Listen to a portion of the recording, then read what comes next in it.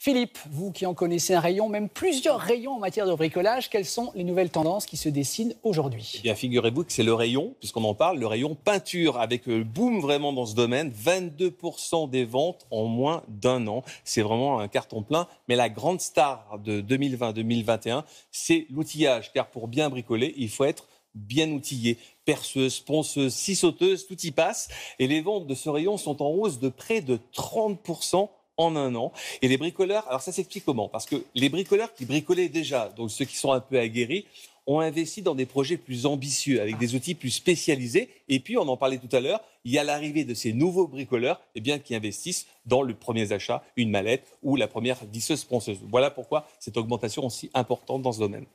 Les bricoleurs misent sur quels outils en particulier? La première grande famille vraiment plébiscitée, c'est le sans-fil. Vous savez, ces fameux outils à batterie, notamment les perceuses, les visseuses, etc., comme on l'a sur le plateau. Même le boom, le grand retour de cet atelier de peinture qui cartonne. Et puis, également, vous avez les kits pour apprendre, par exemple, à faire de la sculpture, à travailler le cuir, à faire des maquettes. Ça, c'est le carton plein. Et également, la grande tendance, c'est d'acheter des mallettes toutes faites avec tous les outils pour bricoler dans tous les domaines. Comme on a sur le plateau, plus de 360 outils pour moins de 200 €. Ça vaut le coup de s'équiper. Une question quand même, Philippe. La location ne serait pas plus intéressante?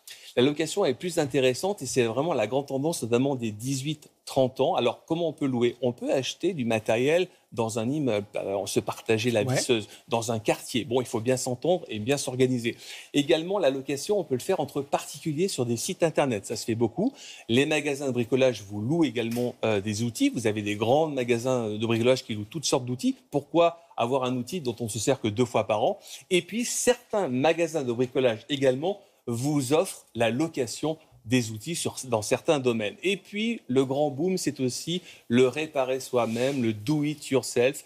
Lorsqu'on a un appareil cassé, on aimerait le réparer parce que parfois, une pièce à 10 € peut vous faire économiser des milliers d'euros. Alors, vous pouvez suivre des cours, soit en distanciel, en ligne, soit en présentiel dans des ateliers de bricolage et un expert vous guide dans la réparation de votre objet. Ça peut être de l'électroménager, des outils de bricolage ou de jardinage. On le fait soi-même. On n'a qu'à payer la pièce et on la remplace soi-même. Encore une belle idée pour la planète, Damien.